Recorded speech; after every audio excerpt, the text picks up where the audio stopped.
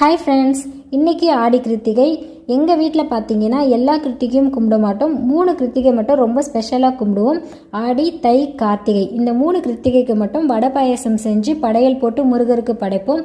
அதனால் முன்னாடி நாளே வீடெல்லாம் தொடச்சி பூஜை சாமான் எல்லாமே கழுவி எல்லாமே ரெடி பண்ணி வச்சுட்டேன். மறுநாள் காலையில் எழுந்து சமையல் வேலை எல்லாத்தையுமே ஸ்டார்ட் பண்ணிட்டேன். காலையில் டிஃபன் வேலை முடித்ததுக்கப்புறம் மதிய சாப்பாட்டுக்கு படைக்கிறதுக்காக ஒன்று ஒன்றா செய்ய ஆரம்பிச்சிட்டேன். உப்பு காரம் பார்க்காம செய்யணும், அதுதான் எனக்கு பெரிய டாஸ்க். ஆனாலும் எல்லாமே நல்லா வந்திருந்தது. ஃபர்ஸ்ட் டைம் பருப்பு பாயாசம் ட்ரை பண்ணியிருந்தேன், ரொம்ப நல்லா இருந்தது.